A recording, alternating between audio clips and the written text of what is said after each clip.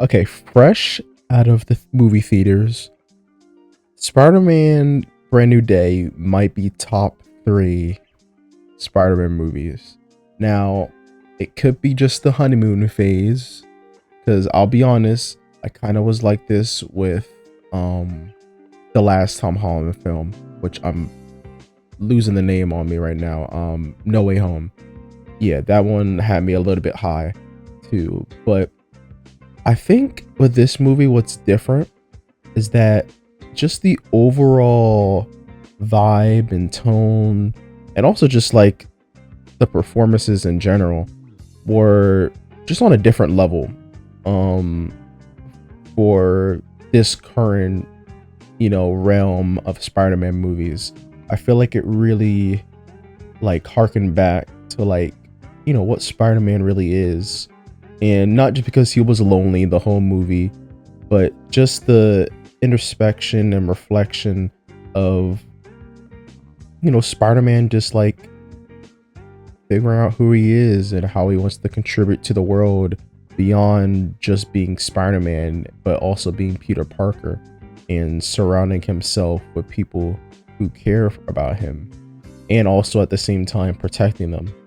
Um, and also something I was afraid of with this movie going in, and also the trailers too, was just the clutter. A lot of, Marvel movies, you know, frankly intentionally always add in a cameo or some type of extra character alongside the main character that's going to be relevant for the future of the universe, which makes sense. The comics do the same thing more often than not, so why not do it with the films themselves? But sometimes it just feels a little bit like too pushy, um especially with the Spider-Man movies themselves. Like, don't get me wrong, I liked Tony Stark being like a mentor to Spider-Man, but also at the same time, like, the beauty of Spider-Man is kind of, which is what this movie does, it's just the loneliness of being like a solo hero, and also just being like pure vigilante, like especially compared to someone like Captain America or Iron Man, who has a lot of money. Like, he's truly like doing everything himself, and you could really feel that, like the stress that he goes through with having headaches all the time and body aches, him constantly, you know just being engrossed in what he was doing instead of taking breaks, and she just surrounding himself with just being alone and with his work, and just the seclusion of it all was just like, I mean, it was shown off through the trailers, but they really did it well. And especially like what happened in previous films, like, it's kind of another thing where I was like, how are they going to pay this off, and how are they also going to add in the other stuff that was kind of hinted, which I'm not going to spoil yet, but you might already know. But stuff with MJ and Ned, they're losing their memories, and Peter trying to rekindle those ties. Like, the build up to that, and also just him, kind of going through like most of the movie, like, should I not? Like, I feel like that was well done. And at first I was like, is it too early for him to do this? And I was like, you know what? With this movie, I think it's fine. Especially with the name being Brand New Day, it being, a brand new day for him, a brand new beginnings for his life. Because in the movie at the start, this is not really a spoiler, but they show like a real, I guess it kind of is, but it's not really. I'll also do a spoiler part of the video like I usually do. But they show like a highlight reel of like all the crime, and he gets some credits from the city. He gets like the city key, and like all this stuff where it's just like paying, respects to Spider-Man for all he's done, and wrapping up crime, and also just showing at the same time how obsessed he is with working and trying to keep his mind away from his own troubles, like his internal troubles. Um, I do think it would have been cool if we had a little more, maybe the next movie with this, but you know, no way. I say no way home. Well, yeah, it is no way home.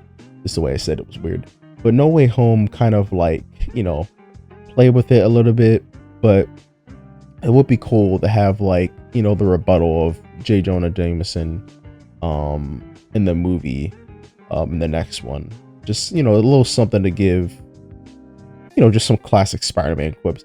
I get probably them not wanting to clutter the movie too, because the movie already has a lot of plot lines going on with it, but I think it all links together really well and also has some good dynamics between Spider-Man and the titular kind of antagonist of this movie, which I won't mention yet. I think there's some good parallels between them two, and they also bond over that. But yeah, I mean, the story was great, so like I feel like that's not a complaint for me at all, at least so far. Again, honeymoon phase. But man, just the score and also the action, I feel like I had to really think about this on the ride home, but like I think this is probably the best action sequences for Spider-Man movie so far. Like, something I gotta give credit to Tom Holland for his super movies. I'm saying it like he was the main director and creator of this. But I give credit to his specific movies. I feel like he has the best action in terms of just pure choreography, and also just like really immersing us into the Spider-Man action sequences. I feel like Tobey's movies did that as well, but just with the era of those movies, not that they were bad or anything like that, but I don't know, just I do think there was some moments where I think the camera was too shaky in this movie during the action sequences, and it made it a little bit jarring to keep my eyes on what's happening. But I think just the creativeness, I would say, of like blending Spider-Man's mannerisms and also just some unique choreography themselves, like when he fights the hand. I feel like it's just really, really cool in comparison to previous movies, which did do great choreography. Like we all talk about, even though a lot of people don't like the Amazing Spider-Man movies, they just like mostly Andrew Garfield. There are parts of those movies where there are really good Spider-Man isms. Like right now, or I used to, at least. Right now I can't really say anymore because I feel like Tom Holland is doing a great job, especially with whatever the next movie is going to be like.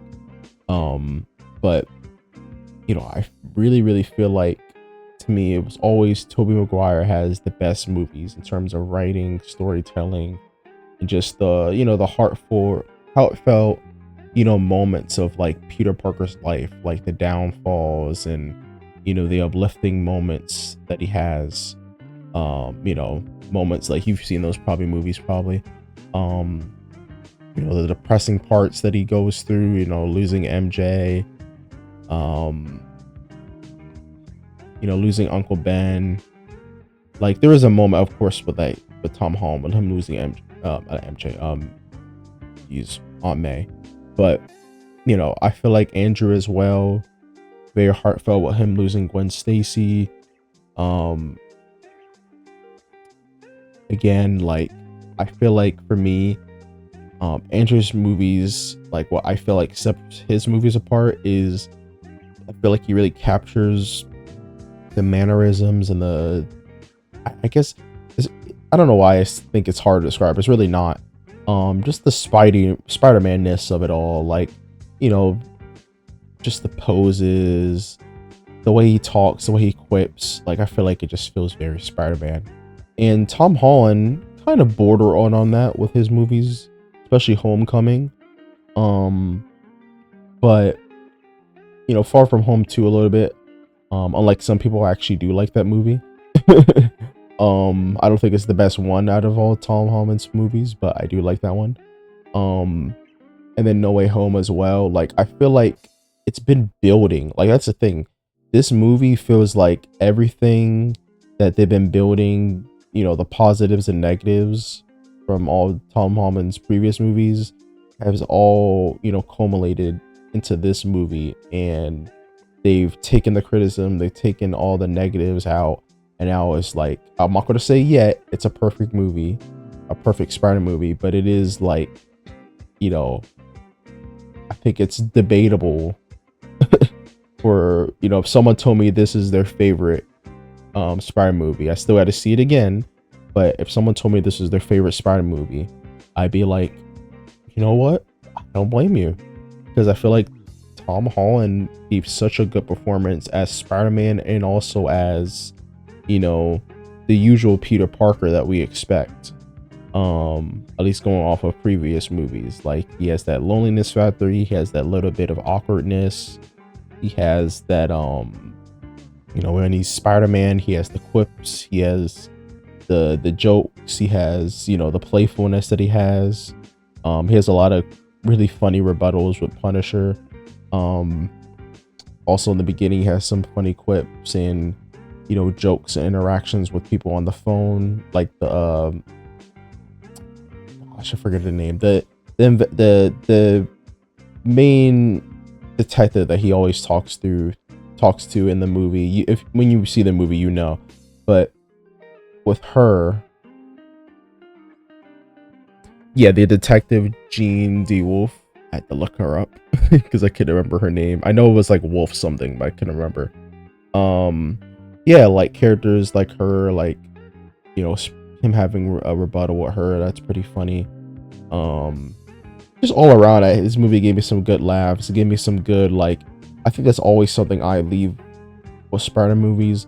You always feel like, at least to me, like, man, I want to like be Spider-Man. Like, I don't know why, there's always something, like, regardless of how good you think it is, like, the worst in the franchise, people say, worst Spider movies, people say, like, Far From Home, Spider-Man 3, Amazing Spider-Man 2, like, those ones, yes, they have some bad parts, I'll admit, but at the end of the day, I feel like even those ones, at their worst, I still feel like coming out of those, like, man, Spider-Man's so cool. Spider-Man's something special. Like, it's just, Spider-Man just has that it factor regardless. And Tom Holland, he knocked that out of the park. I mean, give it one more movie, and I don't think I would debate it anymore in my head. I think he'll be one of my favorites. There's still parts and aspects of what Andrew being my favorite Spider-Man is. Again, actually, let me state it. Andrew's my favorite Spider-Man. He does have my favorite movies. Toby has my favorite movies. And Tom Holland's kind of at the bottom. But, like, dude, give it 2 more movies. Give him another trilogy. Because I know he'll probably get him another trilogy. I don't know how long he'll be Spider-Man before they get a new one. He'll most likely be doing it for a while, I bet. I could see it doing it, like, like, like Hugh Jackman's Wolverine, just like, until you're 90, buddy. Like they do like an old man Spider-Man, or they do like a more middle-aged Spider-Man when he gets starting getting older. I mean, Tom Holland already is like close to, I think he's in his 30s, I think. I don't keep up with these celebrities' ages, but he is older. Of course, he just has a very youthful face. But yeah, like, he really just, he gives it. he does it. He does his thing in this movie. And that also goes for everyone else, like Zendaya's performance. Jeez, I forgot the actor's name for Ned. I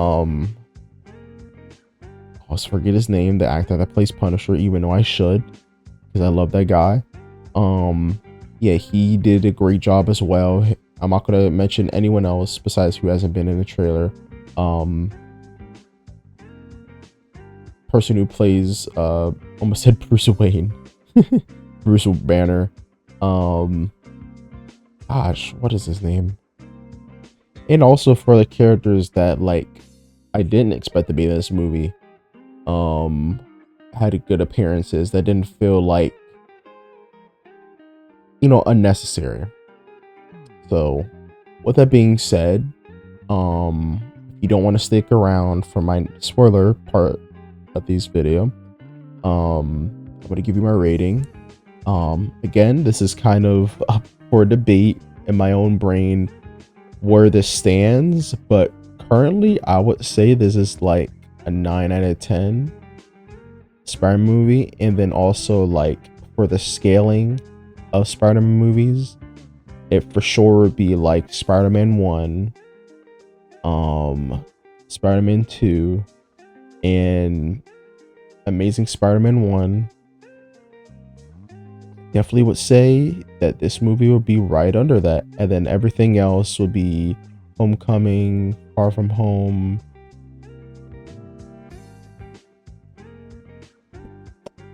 Actually, put before that, actually, not Far From Home, put Amazing Spider-Man 2, because I like that movie, and then Far From Home, and then actually No Way Home before Far From Home. But yeah, that's it. It's not like there's that many Spider-Man movies. Oh yeah, it's Spider-Man 3 at the bottom. I do love that movie, but I don't know if I love it as much. Sometimes rewatching that, I'm like, maybe I'll put it a little higher. Whatever, it doesn't matter that much. But for this movie, it's definitely like a 9 out of 10. I'm for sure going to rewatch this movie when it comes out, like I always do, and I can't wait to see what I think later on. But time for spoilers. Now, something that I wish I wasn't spoiled at, but it was everywhere, so it was really hard not to.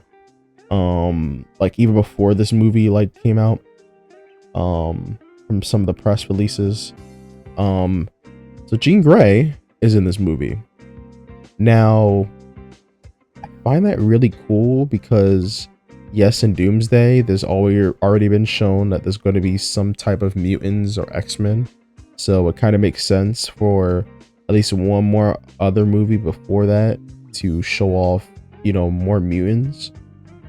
Specifically, the notable ones like Jean Grey, who's, the predecessors for, the main X-Men crew, being like, before like, the ones that we know, like Jubilee or something.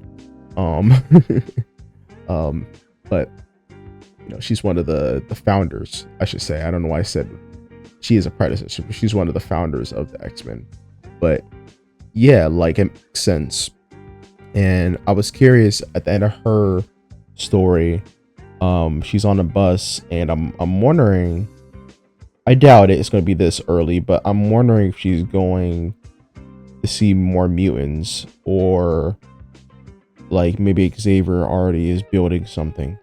But regardless, I really loved her role in the movie, especially her dynamic with Peter as the antagonist, and also kind of going through her own stuff.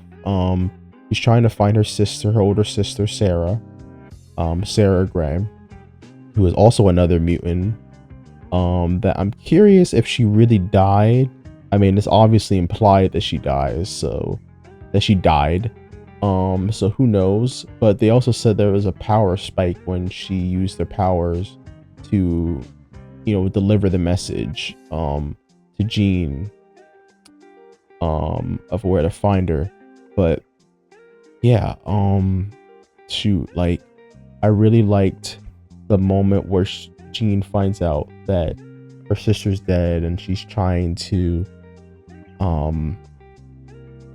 get through that, and all the grief just like overthrows her, and her powers just leak out, and it's so powerful that it kind of freezes the whole surrounding area where she's at.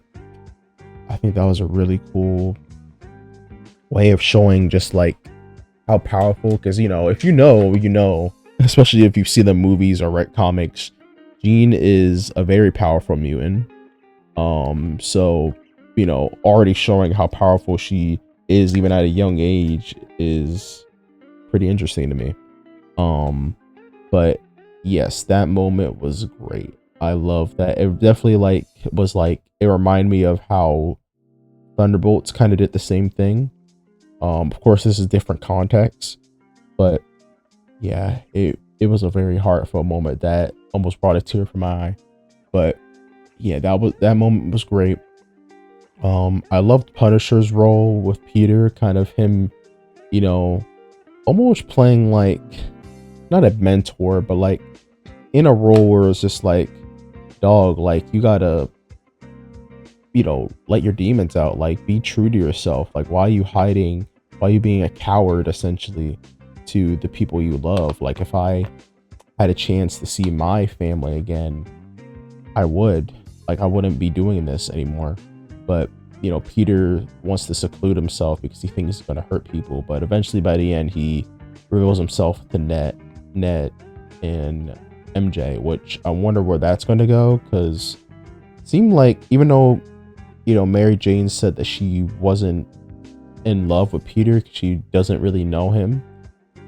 I feel like, of course, like, it's typical Spider-Man stuff, but eventually she's going to come around. But it'd be interesting if she never did, but I bet she is. There's no doubt about it. But yeah, that was another thing. I thought it was interesting that this was the movie that they like straight after Wade Noble Holmes' big moment. It's really, I don't know, it felt kind of odd, and it felt rewarding, but I don't know, I feel like it was a little too early, even though they kind of sped run, like, Peter's been doing this almost for like a year, working hard and trying to just seclude himself from the rest of the world as Peter Parker, erasing every trace of Peter Parker. Like, I just feel like it was a little too early. I feel like there should have been a little more build up, maybe like still him being behind the mask, trying to protect MJ. Like it still could have been that whole moment without him revealing who he was already. I don't know. That's just me. I feel like that would have been more interesting if we waited at least one more film to do that, just to leave that bit of mystery there. And also kind of build like, that Spider-Man to MJ relationship. Like, who is he really? Like, do I actually know him? But yeah, that's also another thing. I do like the whole highlight reel of like showing, Peter's obsession with just being Spider-Man and nothing else at the start, and him fighting all these bad guys. But I wish we would have seen all that. I wish we'd like, by seeing all that, like actually seen like the action of it all, but then this movie would have been like 3 hours instead of 2 hours, so that makes sense. But hopefully we get those villains back again. Like, there was some characters that, like, for sure felt a little early for them to be there. I love that we're building up the universe of who these villains are, like showing the actors who are going to be playing them. But it'd be nice if they actually had some type of presence beyond just being in a highlight reel. And to be specific on who I'm mentioning, like Tombstone is one of them. Like, he's one of my favorite villains for Spider-Man. So like I was a little disappointing just seeing him just be a throwaway type of villain that gets captured. Like, there was obviously something that was happening there before Spider-Man defeated him, but that was a one and done quickie. But yeah, just hopefully eventually they get to that. I think the foot sequence was really cool. Also, I didn't mention it in my non-spoilers, but this is something that's shown, I think, in like the second trailer, that Peter's kind of going through almost a evolution. His arachnid side is like kind of overthrowing his more, I guess, kind of human or superhuman side. And he starts to develop like, organic webbing. His eyes black out and he gains further strength that he normally doesn't have. His webs are stronger. Like, just different things that, like, hands is not truly man spider, which was kind of the theory. Like, oh, are we getting man spider with this movie?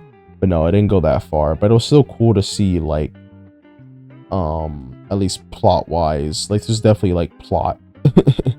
plot reasons of uh him evolving essentially. Maybe that eventually goes there. Who knows? But I do find it interesting how it's tied to him accepting, himself, by accepting himself, um and moving forward with his life, but beyond his grief. He's able to control these uncontrollable powers that he starts evolving into, and becomes one with himself essentially, instead of just two halves.